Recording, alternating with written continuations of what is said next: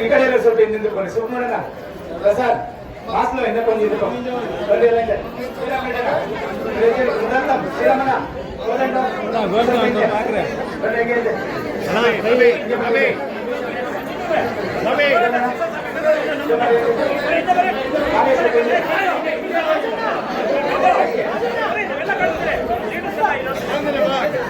ಶ್ರೀರಾಮಣ್ಣ ಮುಂದೆ ಬನ್ನಿ. ಇಲ್ಲಿ ಕುತ್ಕೊಬರ್ರಿ. ನ್ಯಾಷನಲ್ ಕೈಲಿ ಪತ್ರ ಹೋಗೋಣ. ಕಪ್ಪಣ ಅಂತ ಪಕ್ಕಮ್ಮ ಈ ಕಡೆ ಬರ್ರಿ. ಗಂಗಾರ ನಡೆಸೋಣ. ಈ ಕಡೆ ಬರ್ರಿ. ಹೋರಾಟಕ್ಕೆ ಬಂದಿದ್ದೀವಿ. ಮಾತು ಕಡಿಮೆ ಮಾಡಬೇಕು. ಇಲ್ಲಿ ಯಾರು ಆಳ್ವಿಕೆ ಮಾಡ್ತಾವ್ರೆ ಅವ್ರಿಗೆ ರಾಜ್ಯ ಸರ್ಕಾರಕ್ಕೆ ನಮ್ಮ ಕೂಗು ಹೋಗ್ಬೇಕಾದ್ರೆ ಏನ್ ನಾಯಕರು ಮಾತಾಡ್ಬೇಕಾದ್ರೆ ಸ್ವಲ್ಪ ತಾಳ್ಮೆಯಿಂದ ಇರಬೇಕು. ಪರಸ್ಪರ ಚರ್ಚೆ ಮಾಡಬಾರ್ದು. ನಮ್ಮ ಕೂಗು ಹೋಗ್ಬೇಕಂದ್ರೆ ನಾವು ಸೈಲೆಂಟ್ ಆಗಿರ್ಬೇಕು. ಇಲ್ಲಿ ಬಂದಿರುವಂತ ನಾಯಕರು ಹೇಳ್ತಾರೆ, ನಮ್ಮ ಸಂಸದರೇ ಮಾತಾಡ್ತಾರೆ.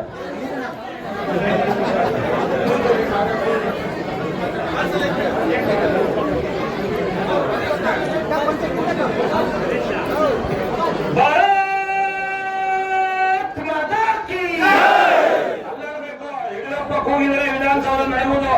ಇಲ್ಲಿ ಸಂಪಂಗಿರ್ ಕೂಗಿದ್ರೆ ಕಾಂಗ್ರೆಸ್ ಅಲ್ಲಾಡಿಸೋದು. ಅರ್ಥ ಆಯ್ತಾ?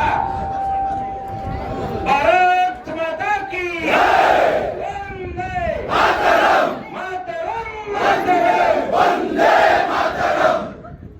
ಹೋರಾಟ ಹೋರಾಟ ಹೋರಾಟ ಯಾತಕ್ಕಾಗಿ ಹೋರಾಟ? ನ್ಯಾಯಕ್ಕಾಗಿ ಹೋರಾಟ. ಸರ್ಕಾರ ಅಂತೆ ಸರ್ಕಾರ, ಒಪ್ಪಂದಂತೆ ಸರ್ಕಾರ, ಕಾನೂನಂತೆ ಕಾನೂನು, ಒಪ್ಪಂದಂತೆ ಕಾನೂನು. ಬೇಕೇ ಬೇಕು ನ್ಯಾಯ ಬೇಕು, ಬೇಕೇ ಬೇಕು ನ್ಯಾಯ ಬೇಕು. ಎಲ್ಲಿ ತನಕ ಹೋರಾಟ? ಎಲ್ಲೋ ತನಕ ಹೋರಾಟ. ಎಲ್ಲಿ ತನಕ ಹೋರಾಟ? ಎಲ್ಲೋ ತನಕ ಹೋರಾಟ. ಯಾತಕ್ಕಾಗಿ ಹೋರಾಟ? ನ್ಯಾಯಕ್ಕಾಗಿ ಹೋರಾಟ. ರಕ್ತವನ್ನು ಚೆಲ್ಲುತ್ತೇವೆ, ನ್ಯಾಯವನ್ನು ಗೆಲ್ಲುತ್ತೇವೆ. ರಕ್ತವನ್ನು ಚೆಲ್ಲುತ್ತೇವೆ, ನ್ಯಾಯವನ್ನು ಗೆಲ್ಲುತ್ತೇವೆ. ಬೇಕೇ ಬೇಕು ನ್ಯಾಯ ಬೇಕು, ಬೇಕೇ ಬೇಕು ನ್ಯಾಯ ಬೇಕು, ಬೇಕೇ ಬೇಕು ನ್ಯಾಯ ಬೇಕು. ಸರ್ಕಾರ ಅಂತೆ ಸರ್ಕಾರ, ಒಪ್ಪಂದಂತೆ ಸರ್ಕಾರ, ಕಾನೂನಂತೆ ಕಾನೂನು, ಒಪ್ಪಂದಂತೆ ಕಾನೂನು. ಎಲ್ಲಿ ತನಕ ಹೋರಾಟ? ಎಲ್ಲೋ ತನಕ ಹೋರಾಟ. ಎಲ್ಲಿ ತನಕ ಹೋರಾಟ? ಎಲ್ಲೋ ತನಕ ಹೋರಾಟ. ಬೇಕೇ ಬೇಕು ನ್ಯಾಯ ಬೇಕು, ಬೇಕೇ ಬೇಕು ನ್ಯಾಯ ಬೇಕು. ಬಿಜೆಪಿಯ ಜನಪರ ಹೋರಾಟಕ್ಕೆ ದೇವಾಗಲಿ ದೇವಾಗಲಿ ಹೇಳ್ಸತ್ತೆ ಹೇಳ್ಬೇಕು. ಬಿಜೆಪಿಯ ಜನಪರ ಹೋರಾಟಕ್ಕೆ, ಬಿಜೆಪಿಯ ಜನಪರ ಹೋರಾಟಕ್ಕೆ. ಸ್ನೇಹಿತರೆ, ನೀವಿಷ್ಟು ಘೋಷಣೆ ಕೂಗಿದ್ದೀರಂದ್ರೆ ನಿಮ್ಮ ನೋವು ಎಷ್ಟಿದೆ ಅಂತ ಗೊತ್ತಾಗ್ತದೆ. 14,500 ಪಿಂಚಣಿ ಕಾರ್ಡ್ಗಳನ್ನ ಇವರು ರದ್ದು ಮಾಡಿದ್ದಾರೆ. 4,000ಕ್ಕಿಂತ ಹೆಚ್ಚು ನಮ್ಮ ರೇಷನ್ ಎಲ್ಲೋ ಬೇರೆ ತಾಲೂಕುಗಳನ್ನ ಕರ್ಕೊಂಡ್ಬಂದು ನಮ್ಮ ಜಮೀನುಗಳನ್ನ ಅವ್ರ ಹೆಸರು ಖಾತೆ ಮಾಡಿದ್ದಾರೆ. ನಾವು ಕೂರ ಹಾಕಿಲ್ಲ ಅಂದ್ರೆ ಇಲ್ಲೇನು ಕಲ್ಲುಗಳನ್ನ ಹೊಡೆದು, ಕರ್ರಿ ಕಲ್ಲುಗಳನ್ನ ಹೊಡೆದು ದುಡ್ಡು ಮಾಡ್ಕೊಂಡ್ರು. ಅಲ್ಲಿ ಡಿಸಿಸಿ ಬ್ಯಾಂಕ್ ನ ಲೂಟಿ ಹೊಡೆದು ನಮ್ಮ ಮನೆಗಳು ಕೂಡ ಲೂಟಿ ಹೊಡಿತಾರೆ. ಕೂಗ ಹಾಕ್ಬೇಕೆಂದು ಅಂಬೇಡ್ಕರ್ ಕೊಟ್ಟಂತ ಸಂವಿಧಾನದ ಬದ್ಧವಾಗಿ ನಾವು ಹೋರಾಟ ಮಾಡುತ್ತೇವೆ. ಹೋರಾಟಕ್ಕೂ ನಿನ್ನೆವರೆಗೂ ಅವಕಾಶ ಕೊಡಲ್ಲ ಅಂತ ಹೇಳ್ತಾ ಇದ್ದಾರೆ. ಇಲ್ಲೇ ನಾವು ಹೋರಾಟ ಮಾಡಿ ನಮ್ಮ ಮಕ್ಕಳನ್ನ ಕಸಿಬೇಕು. ಯಾರ ಮನೆ ಆಸ್ತಿ ನಾವು ಕಸಿಯಕ್ ಬಂದಿಲ್ಲ. ಅಲ್ಲಿ ನಮ್ಮ ಮಕ್ಕಳು ನಾವು ಕಸಿಯಕ್ ಬಂದಿದ್ದೀರಿ. ಆ ಕಾರಣಕ್ಕೆ ಪ್ರತಿಯೊಬ್ಬ ಮನೆಯಿಂದ ಇವತ್ತೇನು ನಾವು ನಷ್ಟ ಅನುಭವಿಸಿದ್ರೆ, ನಮ್ಮ ಜಾಗಗಳನ್ನ ಬೇರೆಯವರಿಗೆ ಪರಬಾರೆ ಮಾಡ್ತಾ ಇದ್ರೆ ಅದಕ್ಕೆ ನಾವು ಕೂಗಾಕ್ಬೇಕು. ತಾಳ್ಮೆಯಿಂದ ನಾಯಕರು ಮಾತಾಡೋ ಮಾತನ್ನ ಆಲಿಸಬೇಕು. ಇದು ಸಾಂಕೇತಿಕವಾದಂತಹ ಧರಣಿ. ಇದು ಇವತ್ತು ಮಾಡಿ ನಾವು ಕೈ ಚೆಲ್ಲಲ್ಲ. ನಮ್ಮ ಗೊತ್ತಿದೆ ನಮ್ಮ ಮಕ್ಕಳು ನಾವು ಹೆಂಗ್ ಕಸಿಬೇಕಂದ್ಬಿಟ್ಟು ನಾವು ಯಾರೋ ಮನೆ ಆಸ್ತಿ ಕೇಳ್ತಾ ಇಲ್ಲ. ಅಥವಾ ಹೋದ್ರೆ ನಮ್ಮ ಮನೆಗಳ ಸ್ಮಶಾನ ಆಗ್ತದೆ. ಆ ಕಾರಣಕ್ಕೆ ನಮ್ಮ ಹೋರಾಟಗಳಿಗೆ ನಾವು ಶಾಸನಬದ್ಧವಾಗಿ, ನ್ಯಾಯಬದ್ಧವಾಗಿ, ಸಂವಿಧಾನಬದ್ಧವಾಗಿ ನಾವು ಇಲ್ಲಿ ನ್ಯಾಯ ಕೇಳಕ್ಕೆ ಬಂದಿದ್ರೆ ಇವತ್ತು ಸಂಬಂಧಪಟ್ಟವರು ಯಾರ ಅಧಿಕಾರಿಗಳು ಇದನ್ನ ಕಿವಿಡ ಸರ್ಕಾರಕ್ಕೆ, ಜನಪ್ರತಿನಿಧಿಗಳಿಗೆ ತಪ್ಪಿಸುವಂತ ಕೆಲಸ ಮಾಡಬೇಕು. ಇಲ್ಲಂದ್ರೆ ಅನಿರ್ದಿಷ್ಟಾವಧಿ ನಾವು ಹೋರಾಟ ಮಾಡ್ತೇವೆ ಅಂತ ಹೇಳಕ್ ನಾವು ಬಂದಿದ್ರೆ. ಆ ಕಾರಣಕ್ಕೆ ಈ ಒಂದು ಹೋರಾಟದ ಕುರಿತು ನಮ್ಮ ವಿಭಾಗ ಪ್ರಭಾರಿಯಾದಂತಹ ಬ್ಯಾಟಂಗೇಗೌಡ ಅವರು ಮಾತಾಡೋದಂತ ನಾನು ಅವ್ರ ಮನವಿ ಮಾಡ್ತಾ ಇದ್ದೀನಿ.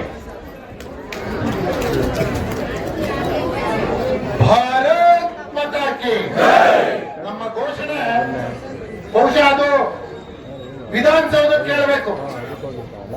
ನಮ್ಮ ಆಕ್ರೋಶ ಇವತ್ತು ಆಕ್ರೋಶದ ಕಟ್ಟೆ ಒಡೆದಿದೆ. ಇವತ್ತು ನಮ್ಮ ಮಾತೆಯರು ಬರ್ತಾ ಮಾತಾಡ್ತಾ ಇದ್ರು, ನಮ್ಗೆ ಅನ್ಯಾಯ ಆಗಿದೆ, ಪಿಂಚಣಿ ರದ್ದಾಗಿದೆ, ರೇಷನ್ ಕಾರ್ಡ್ ರದ್ದಾಗಿದ್ದಾವೆ.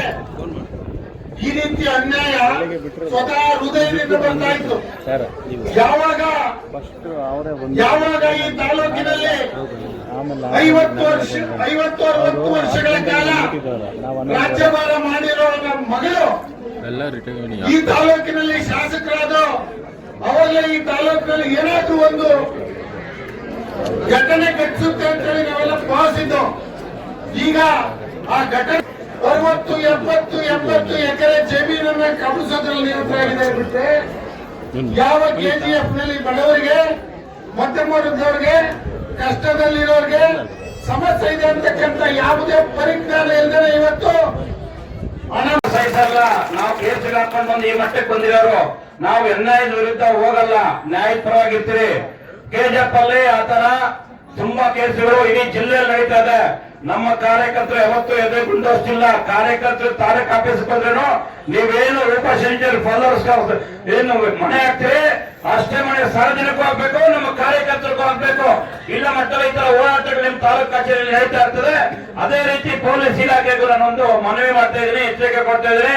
ವಿನಾಕಾರಣ ನಮ್ಮ ಕಾರ್ಯಕರ್ತರ ಮೇಲೆ ಇನ್ನು ಸಲ್ಲದ ಆರೋಪಗಳು ಬಂದಾಗ ಪರಾಮರ್ಶೆ ಕೇಸ್ ಹಾಕ್ಬೇಕು. ತಪ್ಪು ಮಾಡಿದ್ರೆ ಯಾರ ಮೇಲೂ ಕೇಸ್ ಹಾಕಿದ್ರೆ ನಾವಿಲ್ಲ, ವಿನಾಕಾರಣ ಕೇಸ್ ಹಾಕಿದ್ರೆ ಅಲ್ಲಿ ನಾವು ಇರ್ತೀವಿ ಅಂತ ಇಮ್ಮಕ್ಕಂತ ಎಚ್ಚರಿಕೆ ಕೊಡ್ತಾ ಇದ್ರೆ, ನೀವೆಲ್ಲ ಪಕ್ಷದ ಕಾರ್ಯಕರ್ತರು ಇವತ್ತು ಇಷ್ಟು ಏನು ಆಕ್ರೋಶ ಭರಿತವಾಗಿ ಬಂದಿದ್ರಿ. ಮುಂದಿನ ದಿವಸಗಳಲ್ಲಿ ಬರ್ದಿದ್ರೆ ನಮ್ಮ ಇವರು ಸಂಸದರು, ನಾನು ಹೇಳ್ತೀನಿ ಪ್ರತಿಕೊಳ್ಳಿ, 2028 ಅಥವಾ 1 ನೇಷನ್ 1 ಎಲೆಕ್ಷನ್ ಆದ್ರೆ ಖಂಡಿತವಾಗಿ ಬಿಜೆಪಿ ಅಧಿಕಾರಕ್ಕೆ ಬರ್ತವೆ. ನ್ಯಾಯಬದ್ಧ ಅಂತ ಹೋರಾಟ ನಾವು ಮಾಡ್ತೀವಿ. ಯಾರು ಚಂದ್ರ ಆಗ್ತೀರ ಅವ್ರ ಜೊತೆ ನಾವು ಇರ್ತೀವಿ. ನಿಮ್ಮಲ್ಲಿ ಸಂಘಟನೆ ಇಲ್ಲ, ಎಲೆಕ್ಷನ್ ಅಲ್ಲಿ ಕೆಲಸ ಮಾಡ್ತೀವಿ. 24 ಗಂಟೆ ಬಿಜೆಪಿ ಕಾರ್ಯಕರ್ತರು ಕೆಲಸ ಮಾಡ್ತಾರೆ. ದೇಶ ಧರ್ಮ ಅಂತ ಮಾಡೋದು ಬಿಜೆಪಿ ಕಾರ್ಯಕರ್ತರು. ಆ ಕಾರಣಕ್ಕೆ ಬಿಜೆಪಿ ಕಾರ್ಯಕರ್ತರ, ಬಿಜೆಪಿ ಲೀಡರ್ಸ್ ನ ಎದುರಾಕಕ್ಕೆ ಹೋಗ್ಬೇಡ್ರಿ. ನ್ಯಾಯಬದ್ಧ ಅಂತ ಜನ ನೀವು ಆಡಳಿತ ಮಾಡಿದ್ರೆ ಮಾತ್ರ ನಿಮ್ ನಾವು ಸಪೋರ್ಟ್ ಇರ್ತೀವಿ ಅಂತೇಳಿ ಇವತ್ತು ನಮ್ಮ ಮಾಜಿ ಶಾಸಕರು ಈ ಒಂದು ಎಲ್ಲರೂ ಹಾಕ್ಬೇಕು ಘೋಷಣೆ, ಅಲ್ಲಾಡ್ಬೇಕಿದು. ಏನ್ ಹೇಳ್ಬೇಕು? ಭಾರತ್ ಮಾತಾ ಕಿ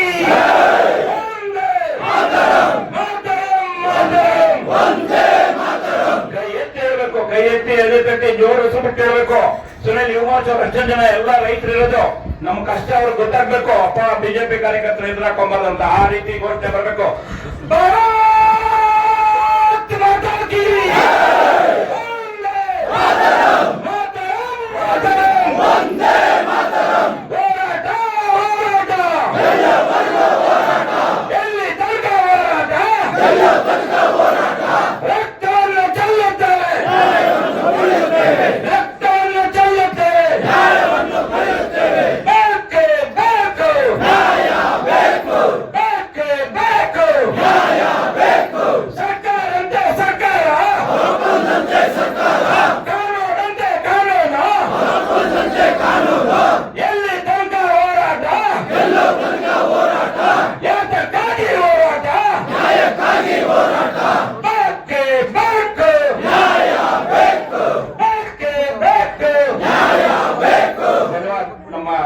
ಶಾಸಕರು ಯಾರನ್ನು ಉದ್ಧಾರ ಆಗಲ್ಲ, ಇಲ್ಲ ಉದ್ಧಾರ ಆಗಲ್ಲ. ಅದಕ್ಕೋಸ್ಕರ ಸಂಪಂಗಿ ಅಣ್ಣವರು ದಿನನಿತ್ಯ ಹೋರಾಟ ಮಾಡ್ತಾನೆ ಇದ್ದಾರೆ. ಸರ್ಕಾರಿ ಜಮೀನು ಉಳಿಬೇಕು, ಬಡವರು ರೇಷನ್ ಕಾರ್ಡ್ಗಳೇನು ನೀವು ರದ್ದು ಮಾಡಿದ್ದೀರಿ ಅದು ವಾಪಸ್ ಕೊಡ್ಬೇಕು. ಓಲ್ಡ್ ಏಜ್ ಪೆನ್ಷನ್ ಹಚ್ಚಿದ್ರು 14,000 ಜನಕ್ಕೆ ನೀವು ಓಲ್ಡ್ ಏಜ್ ಪೆನ್ಷನ್ ಅನ್ನ ಕಟ್ ಮಾಡಿಸಿದ್ದೀರಂದ್ರೆ ನಿಮಗೆ ದೇವರು ಒಳ್ಳೇದ್ ಮಾಡಲ್ಲ. ನಾವು ಇವತ್ತು ಯಾವ ಹಳ್ಳಿಗಳಲ್ಲಿ ಎಷ್ಟಿಷ್ಟು ಜನದ್ದು ಓಲ್ಡ್ ಏಜ್ ಪೆನ್ಷನ್ ರೇಷನ್ ಕಾರ್ಡ್ಗಳು ಕಟ್ಟಾಗಿದೆ ಅದನ್ನೆಲ್ಲ ಆ ಊರುಗಳಲ್ಲಿ ಹೋಗಿ ಅವರನ್ನ ಕರೆದು ಮುಂದಿನ ದಿನಗಳಲ್ಲಿ ಹಳ್ಳಿಯಲ್ಲೂ ಶಾಸಕರ ವಿರುದ್ಧವಾಗಿ ಹೋರಾಟ ಮಾಡಿ ನಮ್ಮ ತಾಲೂಕಲ್ಲಿ ಇರ್ತಕ್ಕಂಥ ಸರ್ಕಾರಿ ಜಮೀನುಗಳೇನಿದೆ ಆ ಸರ್ಕಾರಿ ಜಮೀನುಗಳನ್ನ ಯಾರು ಬೇರೆಯವರ ಹೆಸರು ಮಾಡಿದರೆ ಅದನ್ನ ಮತ್ತೆ ವಾಪಸ್ ಕೊಡ್ಬೇಕು. ವಾಪಸ್ ಕೊಟ್ಟು ಇಲ್ಲಿ ಸ್ಥಳೀಯವಾಗಿ ಅವ್ರು 27 ವರ್ಷ MP ಆಗಿದ್ರು, ಏನು ಅಭಿವೃದ್ಧಿ ಕೆಲಸಗಳನ್ನು ಮಾಡಿಲ್ಲ. ಇವರು 2ನೇ ಸಲ MLA ಆಗಿದ್ದಾರೆ, ಇವರು ಏನು ಅಭಿವೃದ್ಧಿ ಕೆಲಸಗಳು ಮಾಡಿಲ್ಲ. ಗ್ರಾಮಗಳಲ್ಲಿ ಜಲ ಜೀವನ್ ಮಿಷನ್ ಅಲ್ಲಿ ನೀರು ಕೊಡ್ತಾ ಇರ್ತಕ್ಕಂಥದ್ದು ಸನ್ಮಾನ್ಯ ನರೇಂದ್ರ ಮೋದಿಜಿ ಅವರು. ನಿಮ್ಗೆ ತಿಂಗಳು ಅಕ್ಕಿ ಕೊಡ್ತಾ ಇರ್ತಕ್ಕಂಥದ್ದು ಸನ್ಮಾನ್ಯ ನರೇಂದ್ರ ಮೋದಿಜಿ ಅವರು. ನಿಮ್ ಮಕ್ಕಳಿಗೆ ಮಧ್ಯಾಹ್ನದ ಬಿಸಿ ಊಟ ಕೊಡ್ತಾ ಇರ್ತಕ್ಕಂಥದ್ದು ನರೇಂದ್ರ ಮೋದಿಜಿ ಅವರು. ನಿಮಗೆ ಗ್ಯಾಸ್ ಕೊಟ್ಟಿರ್ತಕ್ಕಂಥದ್ದು ನರೇಂದ್ರ ಮೋದಿಜಿ ಅವರು. ನಿಮ್ ಮನೆಗಳಿಗೆ ಟಾಯ್ಲೆಟ್ ಕೊಟ್ಟಿರ್ತಕ್ಕಂಥದ್ದು ನರೇಂದ್ರ ಮೋದಿಜಿ ಅವರು. ನಿಮ್ ಊರುಗಳಿಗೆ ಕಾಂಕ್ರೀಟ್ ರಸ್ತೆ ಮಾಡಿರೋದು ನರೇಂದ್ರ ಮೋದಿಜಿ ಅವರು. MLA ಅವ್ರು ಕೇಳಿ, ನೀವೇನ್ ಕೊಟ್ಟಿದ್ರಿ KGF ಜಿಲ್ಲೆ ಜನಕ್ಕೆ? ನಮ್ಮ ಜಮೀನುಗಳನ್ನ ಕೊಳ್ಳೆ ಹೊಡ್ಕೊಂಡು ಹೋಗೋದಕ್ಕ? ನಿಮ್ಮಪ್ಪ ಬರೀ 4 ಎಕರೆ ಜಮೀನು ಅರ್ಜಿ ಹಾಕಿದ್ರು 91ರಲ್ಲಿ. ನನಗೇನು ಇಲ್ಲ, 4 ಎಕರೆ ಜಮೀನು ಕೊಡ್ರಿ ನನಗೆ ಅಂತ ಹೇಳಿ ಕಮ್ಮದಳ್ಳಿಯಲ್ಲಿ. ಇವತ್ತು 4,000 ಎಕರೆ ಮಾಡಿದ್ದೀರಿ ನೀವು. ಎಲ್ಲಿಂದ ಬಂತು 4,000 ಎಕರೆ? ದೇವನಹಳ್ಳಿಯಲ್ಲಿ MLA 500 ಎಕರೆ ಮಾಡಿದ್ದೀರಿ 3 ವರ್ಷಕ್ಕೆ. ಎಲ್ಲಿಂದ ಬಂತು? ಯಾವ ನೋಟು, ಯಾವ ಬೆಳೆ ನೀವು ಹಾಕೋದು? ಅದ್ರಲ್ಲಿ 2,000 ರೂಪಾಯಿ ನೋಟ್ ಬೆಳೀತದ? 500 ರೂಪಾಯಿ ನೋಟ್ ಬೆಳೀತದ ಬೆಳೆಯಲ್ಲಿ? ನಮ್ಮ ಬೆಳೆಗಳಿಗೆ ನೀರಿಲ್ಲ, ಬರಗಾಲ, ನ್ಯಾಯದ ಬೆಂಬಲ ಬೆಲೆನೂ ಸಿಗ್ತಾ ಇಲ್ಲ, ಹಾಲು ಉತ್ಪಾದನೆಗೆ ಸಹಾಯಧನನ್ನು ಕೊಡ್ತಾ ಇಲ್ಲ, ರೇಷನ್ ಕೊಡ್ತಾ ಇಲ್ಲ. ಹಿಂಗಿರ್ತಕ್ಕಂಥ ಸಂದರ್ಭದಲ್ಲಿ ನಾವೆಲ್ಲರೂ ಎಚ್ಚೆತ್ಕೊಂಡು ಈ ಹೋರಾಟವನ್ನ ಇನ್ನೂ ಹೆಚ್ಚಿನ ರೀತಿಯಲ್ಲಿ ನಾವೆಲ್ಲರೂ ಮಾಡಿ, ಬರೀ KGF ಅಲ್ಲಿ ಒಂದೇ ಕಡೆ ಆಗಿರೋದಲ್ಲ ಇದು. ಇಡೀ ರಾಜ್ಯದಲ್ಲಿ ಲಕ್ಷಾಂತರ ಜನಕ್ಕೆ ರೇಷನ್ ಕಾರ್ಡ್ಗಳನ್ನ ಮತ್ತೆ ಓಲ್ಡ್ ಏಜ್ ಪೆನ್ಷನ್ ಗಳನ್ನ ಕಟ್ ಮಾಡಿರ್ತಕ್ಕಂಥ ಈ ಕಾಂಗ್ರೆಸ್ ಸರ್ಕಾರವನ್ನ ಪರ್ಮನೆಂಟ್ ಆಗಿ ನಾವು ಕಟ್ ಮಾಡುವಂತ ಕೆಲಸಗಳನ್ನ ಮಾಡಿ, ಮುಂದಿನ ದಿನಗಳಲ್ಲಿ ನಮ್ಮ KGF ಅಲ್ಲಿ ನಮ್ಮ ಸಂಪಂಗಣ್ಣವರು MLA ಆಗ್ಬೇಕು. ಈ ಕರ್ನಾಟಕ ರಾಜ್ಯದಲ್ಲಿ ಬಿಜೆಪಿ ಸರ್ಕಾರ ಅಧಿಕಾರಕ್ಕೆ ಬರಬೇಕು. ಆ ನಿಟ್ಟಿನಲ್ಲಿ ನಾವೆಲ್ಲರೂ ಹೋರಾಟ ಮಾಡೋಣ. ಈ ಸಂಬಂಧಪಟ್ಟಂತ ಅಧಿಕಾರಿಗಳು ಯಾರಿದ್ದಾರೆ? ಪಡಿತರ ಚೀಟಿಗಳ ರೇಷನ್ ಕಾರ್ಡ್ಗಳನ್ನ ಕಟ್ ಮಾಡಿರ್ತಕ್ಕಂಥವ್ರು, ವೃದ್ಧಾಪ್ಯ ವೇತನವನ್ನ 14,000 ಜನ ಅಜ್ಜಿಗಳು ಕಟ್ ಮಾಡಿರ್ತಕ್ಕಂಥದ್ದು. ನಿಮ್ಗೆ ರಿಟೈರ್ ಆಗಿದ್ದಾದ್ಮೇಲೆ ನಿಮ್ಗೆ ಒಳ್ಳೆ ಸಾವು ಬರ್ಬೇಕಂದ್ರೆ ದಯವಿಟ್ಟು ಈ ಅಜ್ಜಿಗಳ ಹತ್ರ ಏನು ಓಲ್ಡ್ ಏಜ್ ಪೆನ್ಷನ್ ಕಿತ್ಕೊಂಡಿದೆ, ರೇಷನ್ ಕಾರ್ಡ್ ಕಿತ್ಕೊಂಡಿದ್ರೆ ಅದು ಮತ್ತೆ ವಾಪಸ್ ಕೊಡ್ಬೇಕು.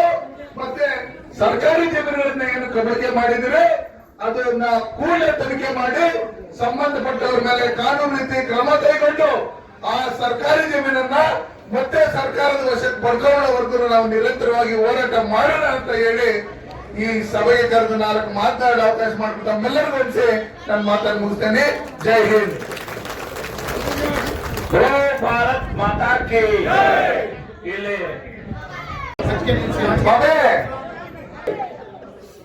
भारतीय जनता पार्टी की, नरेंद्र मोदी जी की, येडियूरप्पा जी की, ವಿಜೇಂದ್ರಣ್ಣ जी की, ನಮ್ಮ ಪೊಲೀಸ್ ಅಧಿಕಾರಿಗಳಲ್ಲಿ ವಿನಂತಿ ಮಾಡ್ತೇನೆ. ನಾವು ಬಂದಿರತಕ್ಕಂಥದ್ದು ನಮ್ಮ ನೋವು, ಇಲ್ಲಿ ನೊಂದ ಕುಟುಂಬಗಳ ಪರವಾಗಿ, ನೊಂದ ಜೀವಗಳ ಪರವಾಗಿ ನಾವು ಈ ಹೋರಾಟವನ್ನ ಹಮ್ಮಿಕೊಂಡಿದ್ದೇವೆ. ನಾವು ಮಾತಾಡಾದ ಮೇಲೆ ಏನಾದ್ರೂ ಅಧಿಕಾರಿಗಳು ಬಂದು ಮನವಿ ತಕ್ಕೊಂಡು ಉತ್ತರ ಕೊಡದೇ ಇದ್ರೆ ತಾಲೂಕು ಆಫೀಸ್ ಒಳಗಡೆ ಹೋಗಿ ಕೂತ್ಕೊಳ್ತೀವಿ. ನಾನು ಮಾತಾಡೋದ್ರೊಳಗಡೆ ನೀವು ಅದನ್ನ ಸರಿ ಮಾಡಿ.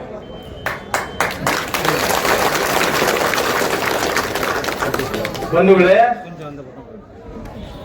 ಕಳೆದ 1.5 ತಿಂಗಳಿಂದ ರಾಜಾರೆಡ್ಡಿ ಎಲ್ಲ 2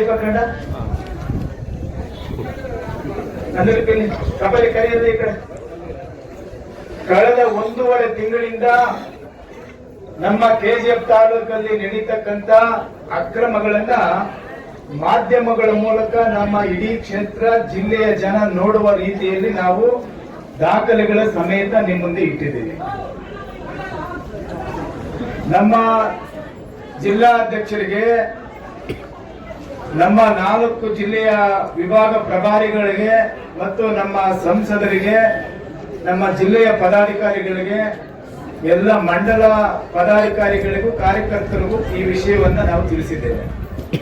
ಈ ಹೋರಾಟ ಭಾರತೀಯ ಜನತಾ ಪಾರ್ಟಿಯ ಹೋರಾಟ, ನೊಂದಂತ ಕಷ್ಟದಲ್ಲಿ ಇರುವಂತ ಎಲ್ಲ ಜಾತಿ ಜನಾಂಗದವರ ಪರವಾಗಿರ್ತಕ್ಕಂಥ ಹೋರಾಟ.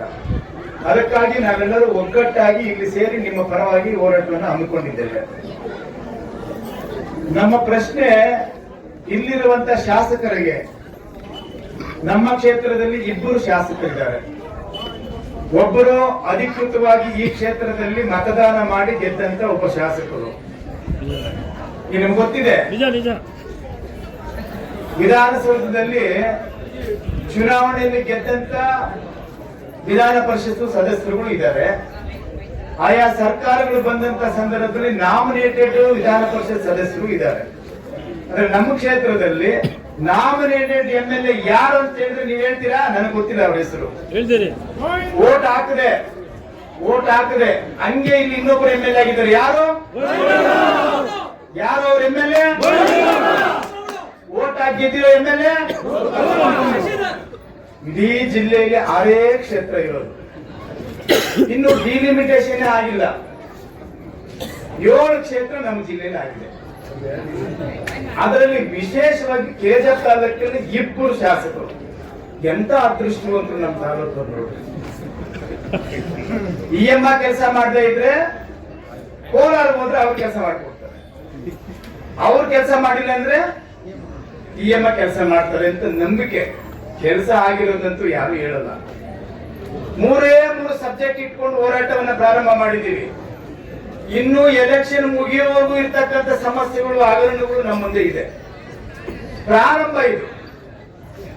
ಕಳೆದ 15-20 ದಿನಗಳಿಂದ ತಯಾರಿ ಮಾಡಿರ್ತಕ್ಕಂಥ ಈ ಕಾರ್ಯಕ್ರಮನ ಕೆಡಿಸಬೇಕು ಅಂತೇಳಿ ಮುನ್ಸಿಪಾಲಿಟಿಯ ಆವರಣದಲ್ಲಿರ್ತಕ್ಕಂಥ ಬಾಬಾ ಸಾಹೇಬ್ ಅಂಬೇಡ್ಕರ್ ಅವರ ಪ್ರತಿಮೆಯನ್ನ ಇವರೇ ತೀರ್ಮಾನ ಮಾಡಿದ್ರು. ಆಗಸ್ಟ್ 15ನೇ ತಾರೀಕು ನಾವು ಇಡಬೇಕು ಅಂತೇಳಿ.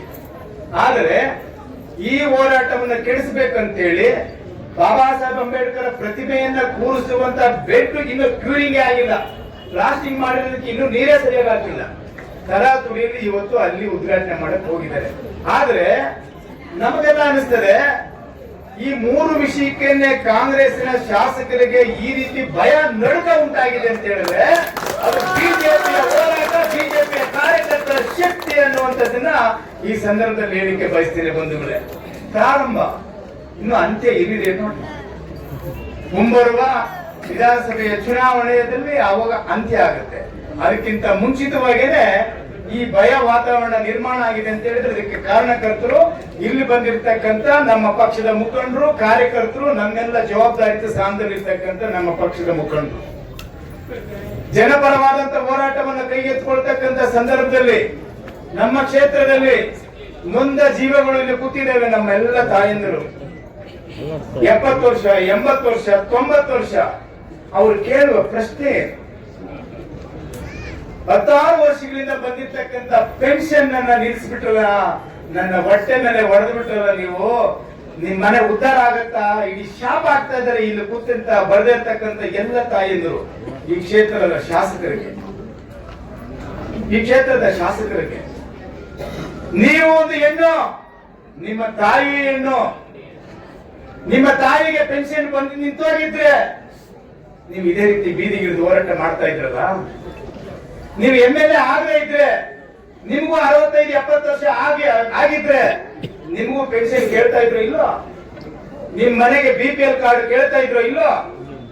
4,000 BPL ಕಾರ್ಡ್ ಅನ್ನ ನಿಲ್ಲಿಸಿದಿರಿ ಅಂದ್ರೆ ಒಂದು ಮನೆಯಲ್ಲಿ 4ರಿಂದ 5, 6 ಜನ ಇರುವಂತ ಕುಟುಂಬದ ಮನೆಗೆ ತಿನ್ನುವ ಅನ್ನಕ್ಕೆ ಮಣ್ಣು ಹಾಕಿದಿರಿ. ಅನ್ನ ತಿನ್ನುವ ಹೊಟ್ಟೆಗೆ ಮಣ್ಣು ತಿನ್ನಿ ಅಂತ ಹೇಳ್ತಾ ಇದ್ದೀರಲ್ಲ, ಇದು ನ್ಯಾಯನಾ? ನಿಮಗೆ ಇದು ಧರ್ಮನಾ?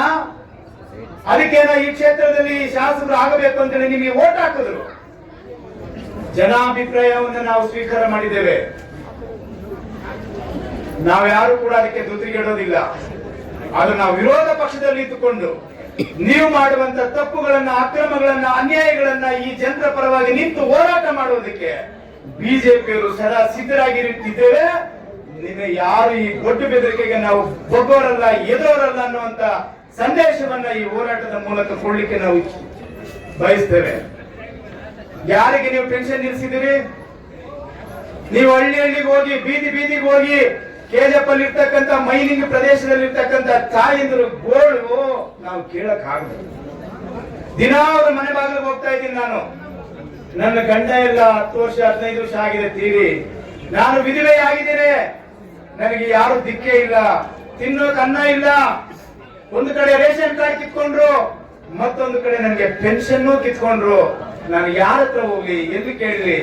ನನಗೆ ಶುಗರ್ ಇದೆ ಅಂತ ಕೇಳ್ತಾರೆ, BP ಇದೆ ಅಂತ ಹೇಳ್ತಾರೆ, ಆರೋಗ್ಯ ಸರಿ ಇಲ್ಲ ಅಂತ ಹೇಳ್ತಾರೆ. ನಡೆಯಕ್ ಆಗುದು, ಇನ್ನೊಬ್ರು ಹಿಡ್ಕೊಂಡು ಓಡಾಡಬೇಕು. ಅಂತವ್ರು ಪೆನ್ಷನ್ ಕಿತ್ಕೊಂಡಿದ್ದೀರಲ್ಲ, ನಿಮ್ಗೆ ಒಳ್ಳೇದಾಗತ್ತಾ ಹೇಳ್ರಿ? ರೇಷನ್ ಕಾರ್ಡ್ ಕಿತ್ಕೊಂಡ್ಬಿಟ್ಟು ನೀವು ಅದಾಲತ್ ಅಂತೇಳಿ ಅಧಿಕಾರಿಗಳನ್ನ ಕರೆದು ಜನರನ್ನ ದಿಕ್ ತಪ್ಪಿಸ್ತೀರಾ? ಅದಾಲತ್ ಅಂದ್ರೆ ಏನು ನಿಮಗೆ ಗೊತ್ತಿದೆ.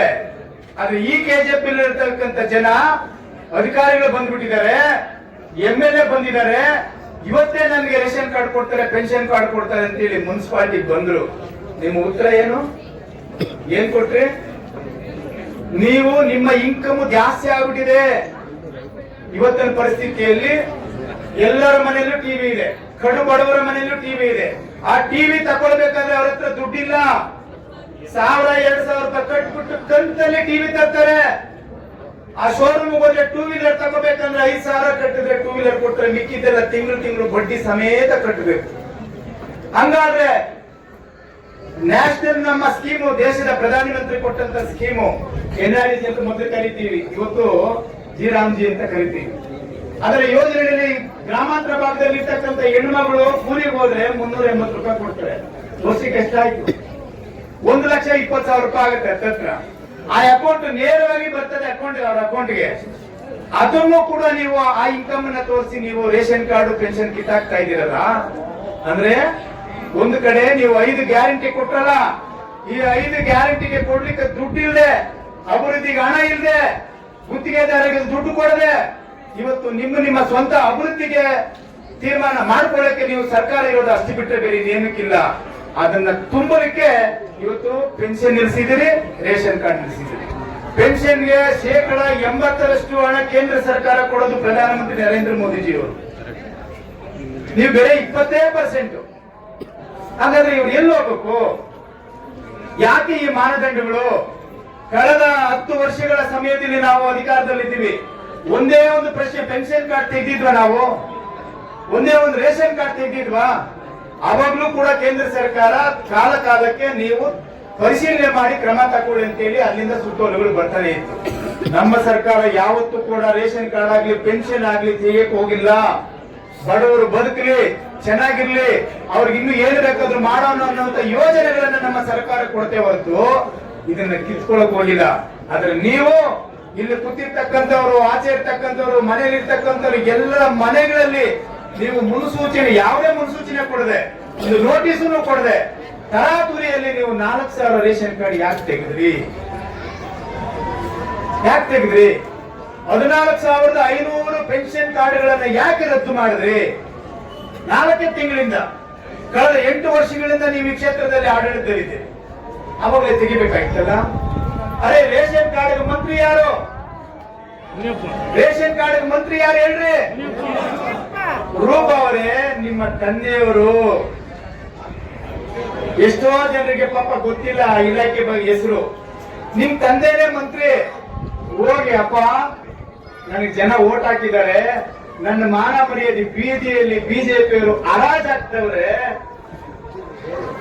ಈ ತಾಯಂದರು ಬೀದಿ ನಿಂತ್ಕೊಂಡು ಇಡೀ ಶಾಪ ಆಗ್ತಾ ಇದ್ದಾರೆ, ನೀನು ಒಂದು ಈ ಹೆಣ್ಣು ಬಾಳಿಗೆ ಮಣ್ಣು ಹಾಕಿದೀರಿ ಅಂತ ಕೇಳ್ತಾವ್ರೆ. ಅದಕ್ಕಾಗಿ ನನಗೆ ಕೂಡಲೇ ಸುತ್ತೋಲೆನ ಹೊಡಿಸಿ ನಾಳೆ ಬೆಳಗ್ಗೆಯಿಂದಲೇ ಈ ರೇಷನ್ ಕೊಡುಗು ಮಾಡು ತಂದೆ ಅಂತ ಕೇಳೋ ಹಕ್ಕು ನಿನಗಿಲ್ಲಮ್ಮ. ನಿನಗೆ ತಂದೆ ಅಲ್ವಾ ನಿಮ್ಮಪ್ಪ ಮುನಿಯಪ್ಪನವರು? ಅದ್ರ ಹೇಳ್ಬೇಕಲ್ಲ ನಿಮ್ ಪ್ರೆಸ್ ಮೀಟ್ ಅಲ್ಲಿ ಜನರಿಗೆ, ನನ್ನ ತಂದೆ ಮುನಿಯಪ್ಪ ಅಲ್ಲ, ನಮ್ಮ ಗುರು ಗೋವಿಂದ ಗೌಡ ಅಂತ ಹೇಳ್ಬೇಕಲ್ಲ ನೀವು ಪಬ್ಲಿಕ್ ಅಲ್ಲಿ.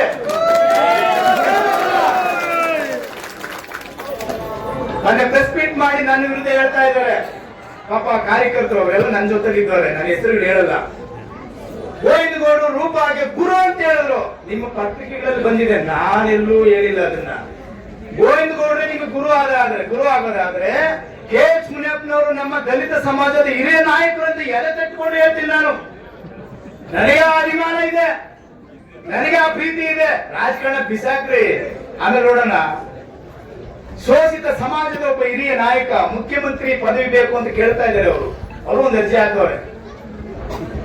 ಅಂತ ಮಹಾನ್ ನಾಯಕನ ಹೊಟ್ಟೆಯಲ್ಲಿ ಹುಟ್ಟಿದಂತ ನೀವು ನಿಮ್ಮ ತಂದೆಯನ್ನ ಪೂಜಿಸಬೇಕ ಹೊರತು ಗೋವಿಂದಗೌಡ ಅಂತೇಳಿ ಪೂಜಿಸಬೇಕಂತ ಹೋಗಿದ್ದೀರಲ್ಲ, ಇದು ನ್ಯಾಯನ? ಇದು ಮೀಸಲು ಕ್ಷೇತ್ರ ಅಲ್ವಾ? ಯಾರು ಓಟ್ ಹಾಕಿದ್ ನಿಮ್ಗೆ? ಈ ಕ್ಷೇತ್ರ ಜನ. ಈ ಕ್ಷೇತ್ರ ಜನ. ನಾನು ಕೇಳೋದ್ರಲ್ಲಿ ಏನಾದ್ರು ತಪ್ಪಿದ್ಯಾ? ಬೆಳಗ್ಗೆ ಆದ್ರೆ ಬ್ಯಾಲಳಿಗೆ ಹೋಗಿ ಬೆಳಗ್ಗೆ 6 ಗಂಟೆಗೆ ಹೋಗಿ ಈ ಕ್ಷೇತ್ರ ಜನ ಅಲ್ಲಿ ನಿಂತಿದ್ದಾರೆ. ಪಾಪ ಯಾಕೆ ಹೋಗ್ತಾರೋ ಗೊತ್ತಿಲ್ಲ. ಯಾವ ಹೇಳ್ತಾ ಇದ್ರು, ನಮ್ಮ ಕ್ಷೇತ್ರದಲ್ಲಿರ್ತಕ್ಕಂಥ ಅಧಿಕಾರಿಗಳ ಜೀಪ್ಗಳು, ಕಾರ್ಗಳು ಎಲ್ಲ ಅವ್ರ ಮನೆ ಹತ್ರ ಕ್ಯೂ ನಿಂತಿರ್ತದೆ ಅಂತಂದ್ರು. ಗೊತ್ತಿಲ್ಲ. ನಾನು ಬಹಳ ಕಡಿಮೆ ಓದಿರೋದು. ನಮ್ಮ ತಂದೆ ತಾಯಿ ನನಗೆ ಗೌರ್ಮೆಂಟ್ ಸ್ಕೂಲಲ್ಲಿ ಓದಿಸಿದ್ರು. ನಿಮ್ ತಂದೆ ತಾಯಿ ನಿಮಗೆ ಬಹಳ ಚೆನ್ನಾಗಿ ಓದಿಸಿದ್ದಾರೆ.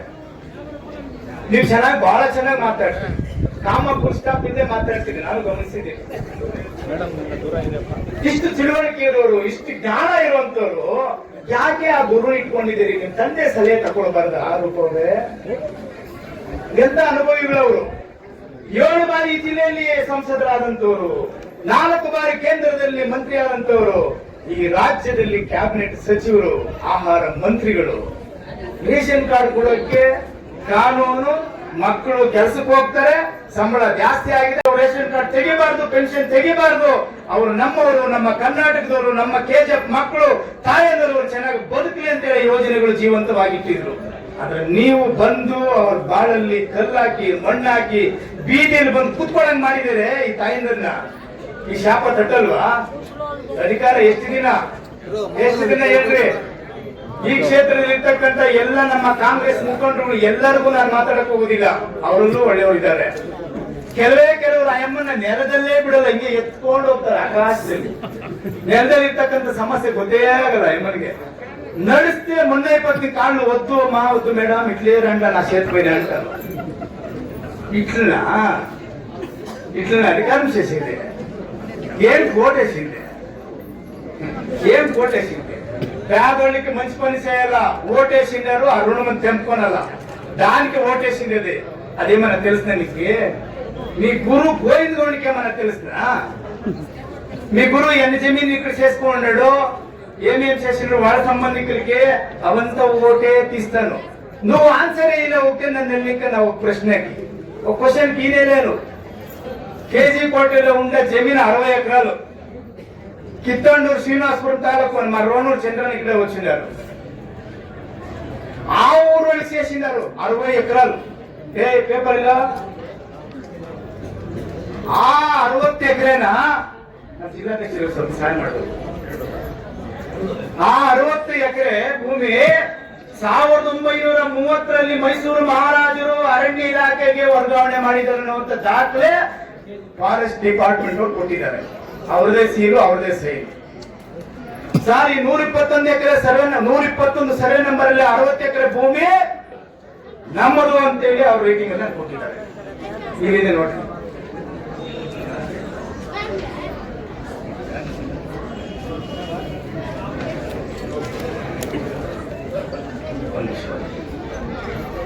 ಇದು ಫಾರೆಸ್ಟ್ ಇಲಾಖೆಯವರು ಕೊಟ್ಟಿರೋದು, ಅರಣ್ಯ ಇಲಾಖೆಯವರು. ನಾನು ಹೈಲೈಟ್ ಮಾಡಿದ್ದೀನಿ ನೋಡಿ. 1930ರಲ್ಲಿ ವರ್ಗಾವಣೆ ಮಾಡಿದ್ದಾರೆ ಮೈಸೂರು ಮಹಾರಾಜರು. ಈ ಅರಣ್ಯ ಇಲಾಖೆಗೆ ಅಕ್ರಮ ದಾಖಲೆಗಳನ್ನು ಸೃಷ್ಟಿ ಮಾಡಿ ಗೋವಿಂದಗೌಡರ ಸಂಬಂಧಿಕರಿಗೆ ನೀವು ಮಾಡಿಕೊಟ್ಟಿದ್ದೀರಲ್ಲ, ಇದನ್ನ ನಾನು 1.5 ತಿಂಗಳ ಮುಂದೆ ನಾನು ಕೇಳಿದ್ನಲ್ಲ ಸಾರ್ವಜನಿಕವಾಗಿ, ನಿಮ್ಗೆ ಉತ್ತರ ಇಲ್ಲವೇ ಇಲ್ಲ. ಯಾಕೆ ಬಾಯಿ ಮುಚ್ಕೊಂಡಿದ್ದೀರಿ? ನಿಮ್ ಗುರು ಬೈತಾರ, ಒಡೆ ಬರ್ತಾರ, ನಿಮ್ ಸೆಪ್ಪನ್ ಮಾತಾಡಿದ್ನಲ್ಲ ನೀವೇನ್ ಮಾತಾಡ್ಬೋದು ಅಂತ ಏನಾರ ಭಯ ಇಡಿಸ್ತಾರ? ಕೂಕೊಂಡೆ ಕೂಗೋ, ಲೇದೆ ಲೇ ಅಂತಾರ? ಅದು ಹೇಳ್ಬೇಕಲ್ಲ. ನಾವು ಬರ್ತೀವಿ ನಿಮ್ ಸಪೋರ್ಟ್ಗೆ. ನೀವು ನಮ್ಮ ಹೆಣ್ಮಗಳು, ನಿಮಗೆ ಆ ರೀತಿ ದೌರ್ಜನ್ಯ ಮಾಡಿ ಅವ್ರೇನ ತೊಂದರೆ ಕೊಟ್ರೆ ಹೋರಾಟಕ್ಕೆ ಬಿಜೆಪಿ ಇರ್ತದೆ. ಹೇಳಿ, ಭಯ ಪಡಬೇಡಿ. ಅಧಿಕಾರ ಶಾಶ್ವತ ಅಲ್ಲ. ಇನ್ನು 18-19 ತಿಂಗಳಿದೆ ಅಷ್ಟೇ. ಮತ್ತೆ ಜನರತ್ರ ಹೋಗೋಣ ನಾವು. ಅದರೊಳಗಡೆ ಇರ್ತಕ್ಕಂಥ ಅಧಿಕಾರವನ್ನ ಪ್ರಾಮಾಣಿಕವಾಗಿ ಅಧಿಕಾರವನ್ನ ಮಾಡಿ, ಯಾರಿಗೂ ಎದುರಬೇಡಿ, ಯಾರಿಗೂ ಅಂಜಬೇಡಿ ಅನ್ನುವಂತ ಕಿವಿ ಮಾತನ್ನು ಹೇಳಿಕೆ ಬಯಸ್ತೇನೆ. ನೀವು ಅವ್ರು ಹೇಳಿದಕ್ಕೆಲ್ಲ ನೀವು ಕಿವಿ ಉಡ್ಸ್ಕೊಂಡು ಇಲ್ಲಿ ಸಿಗ್ತಕ್ಕಂಥ ಸಾವಿರಾರು ಜನ ನಮ್ಮ ಕಡು ಬಡವರ ತಾಯಂದಿರ ಹೊಟ್ಟೆ ಮೇಲೆ ಹೊಡೆದಿದ್ದೀರಲ್ಲ, ಇದು ನಿಮ್ಗೆ ಒಳ್ಳೇದಾಗತ್ತಾ ಹೇಳಿ? ಯಾರಿಗೂ ಒಳ್ಳೇದಾಗಲ್ಲ. ನಿಮ್ಮ ಗುಂಪಲ್ಲಿರ್ತಕ್ಕಂಥವ್ರು ನಿಮ್ಮ ಅಧಿಕಾರ ಯಾವಾಗ ಹೋಗ್ತದೋ ಅಂತ ಕಾಯ್ತಾ ಇದ್ದಾರೆ.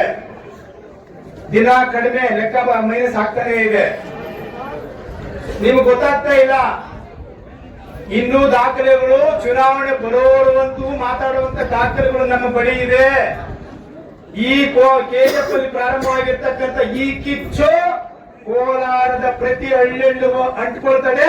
ನಮ್ಮ ಜಿಲ್ಲಾಧ್ಯಕ್ಷರ, ನಮ್ಮ ಲೋಕಸಭಾ ಸದಸ್ಯರ ನೇತೃತ್ವದಲ್ಲಿ ನಿಮ್ಮ ಮಾನ ಎಲ್ಲ ಹರಾಜಾಗುವಂತ ದಿನಗಳು ಮುಂದೆ ಬರ್ತದೆ. ಎಚ್ಚೆತ್ಕೊಳ್ಬೇಕು ನೀವೆಲ್ಲರೂ.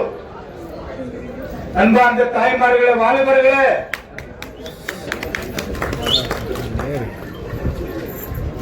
உங்களுக்கு ರೇಷನ್ ಕಾರ್ಡ್ ಇಲ್ಲ, ಪೆನ್ಷನ್ ಇಲ್ಲ, ಇದು 2 ಪತಿ ಪಟ್ಟು பேசுறேன்.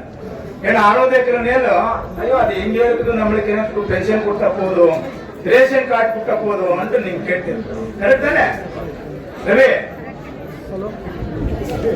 4000 ரேஷன் கார்டு எடுத்துட்டாங்க. இது நாம இல்ல, ரூபா அவங்க அப்பா முனியப்பா, இவங்க 2 பேர் தான் 4000 ரேஷன் கார்டு எடுத்திருக்கிறது. இதுக்கு நாம போராட்டம் பண்ணிருக்கோம். தெருவுல நான் வந்திருக்கிறேன், வார்டு வந்திருக்கிறேன், ஊரெல்லாம் பேசுது. ஏய் சம்பங்கி போராட்டம் பண்றோம், பென்ஷன் வருது, ரேஷன் கார்டு வருது, நம்ம எல்லாம் போன் வாங்குவோம்னு சொல்லி வந்திருக்கிறாங்க. இங்க இருக்கிறவங்க யாருக்கும் நான் காசு கொடுக்கல. நீங்க 200 பேர் 300 ரூபாய் கொடுத்துட்டு அங்கே முனிசிபாலிட்டி கிட்ட கொடுத்துருக்கிறீங்க. உங்களுக்கு வெக்கம் இல்லையா? அது இன்னைக்கே செய்யணுமா? நீ வச்சு டேட் எது? 14ஆம் தேதி. நான் வச்சு டேட் 5ஆம் தேதி. அது என்னத்துக்கு முன்னாடி வந்துருச்சு? 9 நாள் முன்னாடி.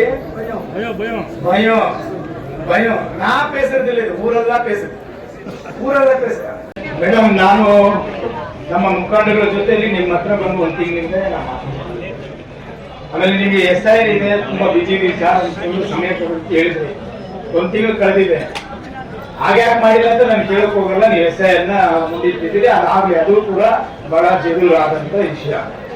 ಈಗ ತಕ್ಷಣ ಈ 3 ಸಮಸ್ಯೆಗಳಿಗೆ ನೀವು ಕಾನ್ವೆಂಟಿಯಲ್ಲಿ ಪರಿಶೀಲನೆ ಮಾಡಿ ನಾನು ಈ 3 ವಿಷಯಗಳನ್ನ ನಿಮ್ಮ ಮುಂದೆ ಓದ್ಬಿಡ್ತೀನಿ ಮನವಿ ಕೊಡೋದ್ರಿಂದ. ಕೆಜಿಕೋಟೆ ಗ್ರಾಮದ ಸರ್ವೆ ನಂಬರ್ 121ರಲ್ಲಿ 60 ಎಕರೆ ಜಮೀನನ್ನು ಅಕ್ರಮವಾಗಿ ಮಾಡಿರುವುದನ್ನು ರದ್ದು ಮಾಡಬೇಕು. ಈಗಾಗಲೇ ನಮ್ಮ ಅರಣ್ಯ ಇಲಾಖೆಯವರು ಇದು ನಮ್ಮ ಜಮೀನು ಅಂತೇಳಿ ನಮಗೆ ಪತ್ರವನ್ನ ಕೊಟ್ಟಿದ್ದಾರೆ. ಅವರು ಸರ್ವೆಯನ್ನು ಕೂಡ ಮಾಡಿದ್ದಾರೆ, ನಕ್ಷೆನೂ ಇದೆ. ಆಮೇಲೆ 4,000 ಸುಮಾರು 4,000 ಪಡಿತರ ಚೀಟಿ ಅಂತ ನಾವು ಹೇಳಿದ್ದೇವೆ. ಅಂಕಿಅಂಶ ಇವತ್ತು ಸಂಬಂಧಪಟ್ಟ ಅಧಿಕಾರಿಗಳು ಯಾವಾಗಲೂ ಕೂಡ ಸಾರ್ವಜನಿಕವಾಗಿ ಬಹಿರಂಗಪಡಿಸಿಲ್ಲ. ಅದ್ರ ಬಗ್ಗೆನೂ ಕೂಡ, ಯಾಕಂದ್ರೆ ಇಲ್ಲಿ ತಾಲೂಕು ದಂಡಾಧಿಕಾರಿಗಳಿದ್ರೆ ಎಲ್ಲಾ ಇಲಾಖೆಗಳು ನಿಮ್ ಕೈ ಕೆಳಗಡೆ ಬರ್ತದೆ. ಆಮೇಲೆ ಪಡಿತರ ಇದು ವೃದ್ಧಾಪ್ಯ ವೇತನ, ಅಂಗವಿಕಲರ ವೇತನ ಮತ್ತೆ ನಮ್ಮ ವಿಧವಾ ವೇತನ, ಈ 3 ನಿಂತೋಗಿರೋದು ನಿಮ್ಗೆಲ್ಲ ಗೊತ್ತಿದೆ. ಮಾನದಂಡಗಳು ಏನಾದ್ರೂ ಈಗೇನು ಅದೇನು ಹೊಸದಾಗಿ ಬಂದಿಲ್ಲ. ಅವ್ರು ಹೇಳ್ತಾ ಇದ್ರು ಕೇಂದ್ರ ಸರ್ಕಾರ ಈಗ ಒಂದು ಸರ್ಕ್ಯುಲರ್ ಕೊಟ್ಟಿದ್ರು. ಕೇಂದ್ರ ಸರ್ಕಾರ ಏನಂದ್ರೆ 3 ತಿಂಗಳಿಗೆ 6 ತಿಂಗಳಿಗೆ ವರ್ಷಕ್ಕೆ ಒಂದೊಂದು ಸರ್ಕ್ಯುಲರ್ ಅನ್ನ ಕಳಿಸ್ತದೆ. ಅದು ನಾವು ಅಧಿಕಾರದಲ್ಲಿ ಇದ್ದಾಗಲೂ ನಮ್ಗೆ ಬರ್ತಾ ಇತ್ತು. ಆದ್ರೆ ಅದ್ರ ಮುಂದೆ ಇಟ್ಕೊಂಡು ಯಾರು ಪೆನ್ಷನ್ ಕೂಡ ನಾವು ತೆಗೆಯಕ್ ಹೋಗಿಲ್ಲ. ಅದೇನ್ ದೊಡ್ಡ ಮಾನದಂಡ ಅಂತ ಏನಿಲ್ಲ. ಅದನ್ನ ಸಡಿಲಗೊಳಿಸೋದಕ್ಕೆ ಯಾವ ರೀತಿ ಕ್ರಮ ತೆಗೆದುಕೊಳ್ಳೋದು ನಿಮ್ಮ ಹಂತದಲ್ಲಿ.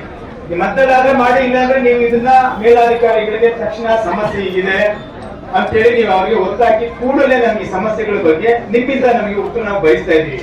ಅದ್ರ ಜೊತೆಗೆ ಸಾರ್ವಜನಿಕರು ಕಚೇರಿಗೆ ಬಂದಾಗ ನಿಮ್ಮ ಆಡಳಿತ ಅಧಿಕಾರಿಗಳು, ಮ್ಯಾನೇಜರ್ ಇರ್ಬೋದು, ಅದರ ಕೆಳಗಡೆ ಇರ್ತಕ್ಕಂಥ ಅಧಿಕಾರಿಗಳು ವಯಸ್ಸಾದವರು ಬಂದ ನನ್ನೆಲ್ಲ ಏರಿಯಾಗಳಿಗೆಲ್ಲ ಹೋದಾಗ ಹೇಳಿದ್ರು, ಕ್ಯಾಸ್ಟ್ ಸರ್ಟಿಫಿಕೇಟ್, ಇನ್ಕಮ್ ಸರ್ಟಿಫಿಕೇಟ್ ಬಂದ್ರೆ ಅವ್ರನ್ನ ಒಂದು ರೀತಿ ಬೈದು ಕಳಿಸಂತ ಒಂದು ಪ್ರವೃತ್ತಿ ಬೆಳೆಸ್ಕೊಂಡಿದ್ದಾರೆ.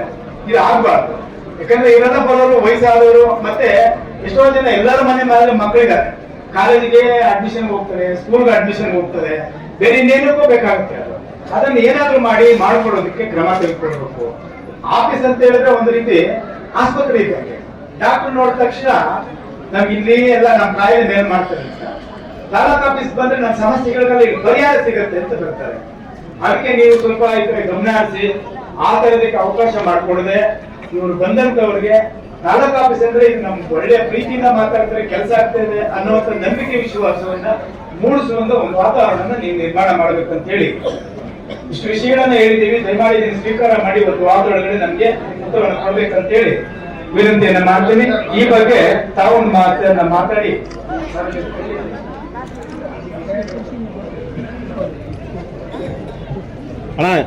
ಅಣ್ಣ ಹಿಂಗ್ ನೋಡೋಣ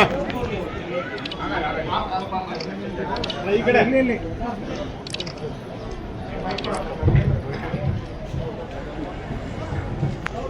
ಮೇಡಮ್ ಈ ಕಡೆ ನೋಡಿ.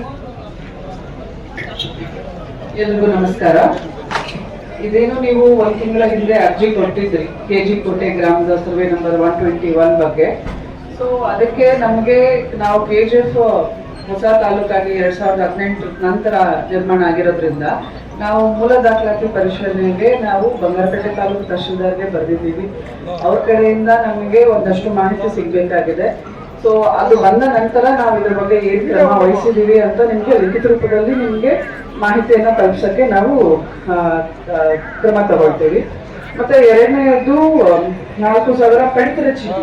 So BPL card APL card ಆಗಿರುವಂತಹ ಒಂದು ಸಿಚುವೇಶನ್. ಅದರಲ್ಲಿ ನಮ್ಮ ಫುಡ್ ಅವರು ನಿಮ್ಗೆ ಸ್ಟ್ಯಾಟಿಸ್ಟಿಕ್ಸ್ ಪ್ರಕಾರ ಮಾಹಿತಿ ಕೊಡ್ತಾರೆ. ಬಟ್ ಆದ್ರೆ ಯಾವುದೇ ಕಾರ್ಡ್ ಕ್ಯಾನ್ಸಲ್ ಆಗಿಲ್ಲ ಅನ್ನೋದು ಸಾರ್ವಜನಿಕರ ಗಮನಕ್ಕೆ ತರಕ್ಕೆ ಇಷ್ಟಪಡ್ತೀನಿ. ಎಲ್ಲ ಕಾರ್ಡ್ಗಳು BPL ಇಂದ APL ಆಗಿ ಕಾರಣಾಂತರಗಳಿಂದ ಕನ್ವರ್ಟ್ ಆಗಿದೆ. ಅದನ್ನ ನಾವು ಆದಷ್ಟು ಬೇಗ ನಮ್ಮ ಟೆಕ್ನಿಕಲ್ ಟೀಮ್ ಅಲ್ಲ ನಾನು ಅದನ್ನೇ ಹೇಳ್ತಿದ್ದೀನಿ. ಒಂದ್ ನಿಮಿಷ ನಾನು ಏನ್ ಹೇಳ್ತೀನಿ ಅಂದ್ರೆ ಜನಗಳು ರೇಷನ್ ಕಾರ್ಡು ಕ್ಯಾನ್ಸಲ್ ಆಗಿ ಅವರು ರೇಷನ್ ಹೋದಾಗ ಅವ್ರಿಗೆ ರೇಷನ್ ಕೊಡ್ದಿರೋ ವಾಪಸ್ ಕಳ್ಸಿರೋ ಅದೇ ಒಂದ್ ನಿಮಿಷ ಸೊ ಅಲ್ಲ ಪರಿಶೀಲನೆ ಮಾಡ್ತಿದ್ದೀವಿ ಅಂತಾನೆ ನಾನು ಹೇಳ್ತಾ ಇರೋದು. ಅದು ಯಾವ ಸಂದರ್ಭದಲ್ಲಿ ಯಾವ ಕಾರಣಗಳಿಂದ ಆಗಿದೆ ಅದೇ ನಾನು ಟೆಕ್ನಿಕಲ್ ಡೀಟೇಲ್ಸ್ ನಮ್ಮ ಫುಡ್ ಡಿಪಾರ್ಟ್ಮೆಂಟ್ ಅವ್ರ ಕಡೆಯಿಂದ ನಿಮ್ಗೆ ಮಾಹಿತಿ ತಲುಪಿಸ್ತೀನಿ. ಮತ್ತೆ ಪೆನ್ಷನ್ ಅವ್ರದ್ದು ಏನಾಗಿತ್ತು ಅಂದ್ರೆ 14,000 ಸಂಶಯಾಸ್ಪದ ಪೆನ್ಷನರ್ಸ್ ಮಾಶಾಸನ ಪಡೆಯೋರ್ದು ನಮ್ಗೆ ಪಟ್ಟಿ ಕೊಟ್ಟಿದ್ರು ನಮ್ಮ ಸರ್ಕಾರದ ಹಂತದಿಂದ. ಅದರಲ್ಲಿ ನಾವು ವೆರಿಫೈ ಮಾಡಿ 800 ಜನದ ಪೆನ್ಷನ್ಸ್ ನ ಅವಾಗ ಕಂಟಿನ್ಯೂ ಮಾಡಿದ್ವಿ. ಸಸ್ಪೆನ್ಷನ್ ಸ್ಟೇಜ್ ಅಲ್ಲಿ ಇಟ್ಟಿಲ್ಲ. ಅಂದ್ರೆ ಯಾವುದೇ ಪೆನ್ಷನರ್ಸ್ 14,000ದಲ್ಲಿ ಯಾರೆಲ್ಲ ಇದ್ರೋ ಅವ್ರ ಅಷ್ಟು ಜನದ್ದು ಸಸ್ಪೆನ್ಷನ್ ಅಲ್ಲಿ ಇಟ್ಟಿದ್ದೀವಿ. ಸೊ ಸಸ್ಪೆನ್ಷನ್ ಅಂದ್ರೆ ಅದನ್ನ ತಹಶೀಲ್ದಾರ್ ಲಾಗಿನ್ಗೆ ಪುಷ್ ಮಾಡ್ತಾರೆ ಸಸ್ಪೆನ್ಷನ್ ಆದ ಕೂಡಲೇ. ತದನಂತರ ಅದನ್ನ ನಾವು ಕಂಟಿನ್ಯೂ ರನ್ ಮಾಡೋದಕ್ಕೆ ಅವಕಾಶ ಇರುತ್ತೆ. ಸೊ ಸಸ್ಪೆನ್ಷನ್ ಅಲ್ಲಿ ಇಟ್ಟಿದ್ದೀವಿ. ಇನ್ನು 13,055 ಅರ್ಜಿಗಳು ನನ್ನ ತಹಶೀಲ್ದಾರ್ ಲಾಗಿನ್ ಅಲ್ಲಿ ಉಳ್ಕೊಂಡಿದೆ. ಅದನ್ನ 200 ಅರ್ಜಿಯಷ್ಟು ಈಗ SIR ಕೆಲಸದ ಮಧ್ಯದಲ್ಲಿ ಪರಿಶೀಲನೆ ಮಾಡಿದ್ದೀವಿ. ಅದನ್ನ ನಾವು ರನ್ ಮಾಡೋದಕ್ಕೆ ಕಂಟಿನ್ಯೂ ಸಹ ಮಾಡಿದ್ದೀವಿ.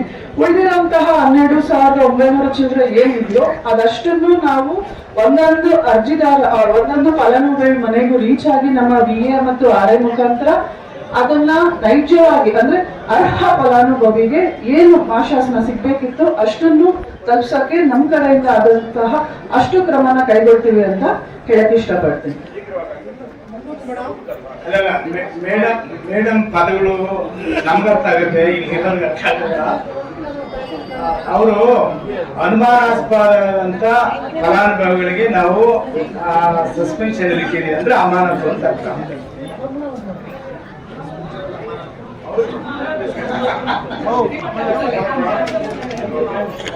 ಆಯ್ತು, ಆಗಿದ್ರು ಒಳ್ಳೇದೆ. ನೋಡಿ, ನಾನು ಮೇಡಮ್ ಏನ್ ಹೇಳ್ತೀನಿ ಅಂದ್ರೆ ಕಾನೂನು ಬರುತ್ತೆ, ಅಮೆಂಡ್ಮೆಂಟ್ ಬೇರೆ, ಸರ್ಕ್ಯುಲರ್ ನಾವು ಮನಸ್ಸು ಮಾಡಬೇಕು. ಕಾನೂನು ಅಂದಾಗ ಅದಕ್ಕೆ ಪಾಲಿಸಬೇಕಾಗುತ್ತೆ, ಅದು ವಿಧಾನಸಭೆ ಒಳಗಡೆ. ಆಮೇಲೆ ಈ ಸುತ್ತೋಲೆಗಳು ಬರುತ್ತೆ, ಕೂಕೊಂಡು ಸುತ್ತೋಲೆಗಳು ನಾವು ಮಂತ್ರಿಗಳ ಗಮನಕ್ಕೆ ತಂದು ಶಾಸಕರು ಹೋಗಿ ಅದನ್ನ ಮಾಡಬಹುದು. ನೀವು ಅವರಿಗೆ ಒತ್ತಾಯ ಮಾಡಿ. ನಾವ್ ಹೇಳ್ತಾ ಇರೋದು ಇಷ್ಟೇ ಮೇಡಮ್, ರೇಷನ್ ಕಾರ್ಡು ಕಿತ್ತಾಕ್ಬೇಕು ಮತ್ತೆ ಪೆನ್ಷನ್ ಕಿತ್ತಾಕ್ಬೇಕು ಅಂತೇಳಿ ಆ ಪದ ಈಗ ನಾವ್ ಯಾಕೆ ಸ್ವಾಭಾವಿಕವಾಗಿ ರದ್ದಾಗಿದೆ ಅಂತ ಪದ ಬಳಸ್ತಿದ್ರೆ, ನೀವು ಅದು BPL ಇಂದ APL ಕನ್ವರ್ಟ್ ಆಗಿದೆ ಅಂತ ಹೇಳಿ ಕನ್ವರ್ಟ್ ಅನ್ನೋ ಪದ ಮತಾಂತರ ಅನ್ನೋ ಸಂದರ್ಭದಲ್ಲಿ ಬಳಸ್ತೀವಿ. ಅದು ಕನ್ವರ್ಟ್ ಆಗಿದೆ ಅಂತ ಹೇಳಿದ್ರೆ ಇವ್ರಿಗೆ ಯಾರು ಅರ್ಥ ಆಗಲ್ಲ.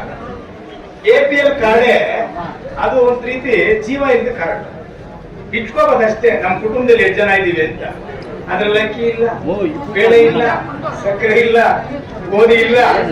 ಇನ್ನು ಮುಂದೆ ಹೆಚ್ಚೆ ಹೋದ್ರೆ ಯಾವುದೇ ಆಸ್ಪತ್ರೆಯಲ್ಲಿ ದಾಖಲು ಮಾಡ್ಕೊಳ್ಳಲ್ಲ. ಸರ್ಕಾರ ಯೋಜನೆಗಳು ಒಂದೂ ಸಿಕ್ಕಲ್ಲ. ಇದು ಅದೇ ಯಾವ್ದು ಸಿಕ್ಕಲ್ಲ. ಹಂಗಾಗಿ ಕನ್ವರ್ಟ್ ಆಗಿರೋದು ಬೇಡ, ಮತ್ತೆ ಅದನ್ನ ವಾಪಸ್ಸು BPL ಇಡಿಸೋದಕ್ಕೆ ನಾವು ಸ್ವಲ್ಪ ಶಿಫಾರಸು ಮಾಡಿ. ಯಾಕಂದ್ರೆ ನಿಮ್ಮ ಹತ್ತದೆಲ್ಲ ಆಗಲ್ಲ, ನಮ್ಗೆ ಗೊತ್ತಿದೆ. ಯಾಕಂದ್ರೆ ಬಡವರು ನಿಮ್ಗೆ ಗೊತ್ತಿದೆ ಎಲ್ಲ ಮೈಂಡ್ ಸೇರಿದ್ರೆ ಹೆಂಗಿದ್ದಾರೆ ಅಂತ. ಎಲ್ಲ ಅಂಗ್ಲಾಸ್ತಾರೆ, ಬೇಡಾಡ್ಕೊಂಡು ಅವ್ರಿಗೆ ಗೊತ್ತಿಲ್ಲ ಹೇಗ್ ಕೇಳಬೇಕು, ಹೇಗ್ ಮಾತಾಡ್ಬೇಕಂತ. ಕೆಲವು ಸಂದರ್ಭದಲ್ಲಿ ಅವ್ರಿಗೆ ಹೇಗ್ ಮಾತಾಡ್ಬೇಕಂತ ಗೊತ್ತಿರಲ್ಲ. ಹಂಗಾಗಿ ತಾವು ತಿಳುವಳಿಕೆಯವರು, ವಿದ್ಯಾವಂತರು, ಇಲ್ಲಿನ ತಹಶೀಲ್ದಾರರು, ನೀವು ಅವರ ಪರವಾಗಿ ನಿಂತು ರೆಮಿಡಿ ಬಗ್ಗೆ ನೀವು ಈ ತಾಲೂಕಿನ ಶಾಸಕರಿಗೆ ಸಜೆಷನ್ ಮಾಡಿ, ಸಲಹೆ ಕೊಡಿ. ಒಂದ್ ರೀತಿ ಒಂದು ಆಗೋದಂದ್ರೆ ಎಲ್ಲ ಆಗ್ಬಿಡಿ. ಇಲ್ಲಾಂದ್ರೆ ಹೋರಾಟ ನಿರಂತರವಾಗಿರ್ತದೆ. ನಾವು ಬರೋದು, ನಿಮ್ಮನ್ನು ಕೇಳೋದು, ನೀವು ಇಷ್ಟೇ ಹೇಳಕ್ಕಾಗುತ್ತೆ. ಅದರಿಂದ ತಕ್ಷಣ ನಿಮ್ಮಿಂದ ಸಲಹೆಯ ರೂಪದಲ್ಲಿ ನೀವು ಮಾಡೋದಕ್ಕೆ ಪ್ರಯತ್ನ. ಈಗ ಕನ್ವರ್ಟ್ ಆಗಿರೋದು ಆಗ್ಬಿಟ್ಟಿದೆ ಅಂತ ಹೇಳಿದ್ರೆ ಅವ್ರಿಗೆ ಅದು ಗೊತ್ತೇ ಆಗಲ್ಲ. ನಮ್ BPL ಕಾರ್ಡ್ ನಿಂತೋಯ್ತು, ಅಕ್ಕಿ ಬರ್ತಾ ಇಲ್ಲ ಅಂತ.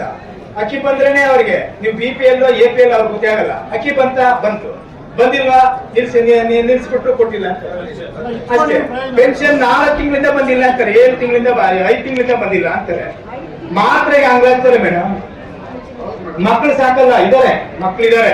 ಎಷ್ಟೋ ಜನ ಮಕ್ಕಳು ಓದಿರೋರಿದ್ದಾರೆ, ವಿದ್ಯಾವಂತರಿದ್ದಾರೆ, ಕೆಲವು ಆರ್ಥಿಕವಾಗಿ ಚೆನ್ನಾಗವ್ರೆ. ಅದು ತಂದೆ ತಾಯಿ ಸಾಕ.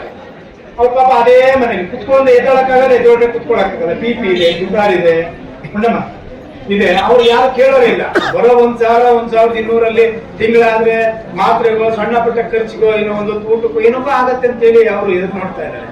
ಆ ರೀತಿ ಅದನ್ನ ಸರಿ ಮಾಡಕ್ಕೆ ದಯವಿಟ್ಟು ನೀವು ಏನಾದ್ರೂ ಶಶಿಧರ್ ಅವರು ಓಟ್ ಹಾಕದೆ ಇರ್ತಕ್ಕಂಥವ್ರು, ಓಟ್ ಹಾಕದೆ ಗೆದ್ದಿರ್ತಕ್ಕಂಥವ್ರು ಬ್ಯಾಲಹಳ್ಳಿ ಗೋವಿಂದಗೌಡರು ಅನ್ನುವಂಥದ್ದು ಈ ಕ್ಷೇತ್ರದ ಜನ ಮಾತಾಡ್ತಾರೆ. ಯಾಕಂದ್ರೆ ನಾವು ಅವನ್ನೆಲ್ಲ ಕೇಳಕ್ ಹೋಗುದಿಲ್ಲ.